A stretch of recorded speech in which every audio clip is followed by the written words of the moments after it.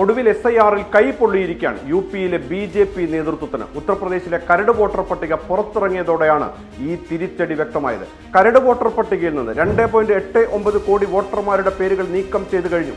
SIR-ന് ശേഷം യുപിയിലെ വോട്ടർമാരുടെ എണ്ണം 12.56 കോടിയായി കുറഞ്ഞു. കഴിഞ്ഞ വർഷം SIR പ്രക്രിയ തുടങ്ങുമ്പോൾ 15.44 കോടി വോട്ടർമാരുണ്ടായിരുന്നു. ഇതോടെ SIR-ൽ നിന്ന് ഏറ്റവും കൂടുതൽ പേരെ ഒഴിവാക്കുന്ന രാജ്യത്തെ ആദ്യ സംസ്ഥാനമായി UP മാറി.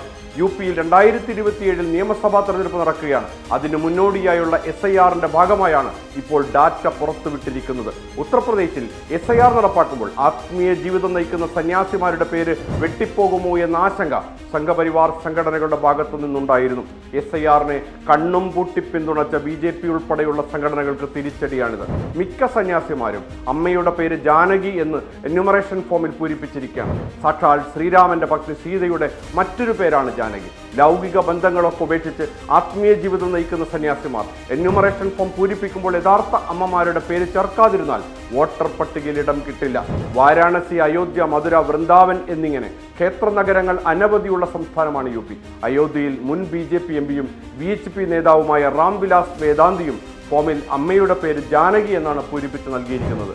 ഇതിനിടെ വോട്ടർ പട്ടിക തയ്യാറാക്കാനും പൗരത്വം പരിശോധിക്കാനും ഭരണഘടന തങ്ങൾക്ക് അധികാരം നൽകുന്നതായി തെരഞ്ഞെടുപ്പ് കമ്മീഷൻ സുപ്രീം കോടതിയിൽ അവകാശപ്പെട്ടിരിക്കുകയാണ്.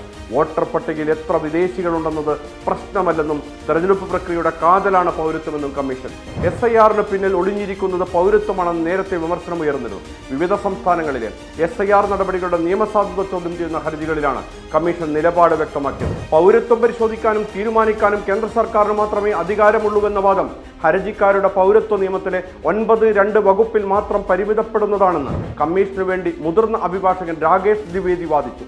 ഇന്ത്യൻ പൗരൻ മറ്റൊരു രാജ്യത്തെ പൗരത്വമെടുത്താനുള്ള വിഷയങ്ങളാണ് ഇതിൽ പറയുന്നത്. പ്രധാന പദവികൾ വഹിക്കാനുള്ള പ്രഥമ യോഗ്യതയാണ് പൗരത്വമെന്ന് കമ്മീഷൻ ചൂണ്ടിക്കാട്ടി. ഇന്ത്യൻ പൗരനാകാതിരിക്കുകയോ മറ്റൊരു രാജ്യത്തെ പൗരത്വമെടുക്കുകയോ വിദേശ രാജ്യത്തോട് കൂറു പുലർത്തുകയോ ചെയ്യുന്ന MP അയോഗ്യനാകുമെന്ന് ഭരണഘടനയുടെ 102-ാം അനുച്ഛേദം പറയുന്നു. ഇത്തരം കേസുകളിൽ രാഷ്ട്രപതി തെരഞ്ഞെടുപ്പ് കമ്മീഷന്റെ ഉപദേശം സ്വീകരിക്കും. വോട്ടർ പട്ടിക തയ്യാറാക്കാൻ ഭരണഘടനയുടെ 324-ാം അനുച്ഛേദം തെരഞ്ഞെടുപ്പ് കമ്മീഷൻ അധികാരം നൽകുന്നു. കമ്മീഷന്റെ അധികാരം വോട്ടർ പട്ടിക പരിഷ്കരണത്തിന് ഉപയോഗിക്കുന്നതിനും ഭരണഘടന എതിരല്ലെന്നും കമ്മീഷൻ കോടതിയിൽ വാദിച്ചു. ചുരുക്കത്തിൽ SIR-ന്റെ കാണാച്ചരടുകൾ അനുദിനം വ്യക്തമാവുകയാണ്.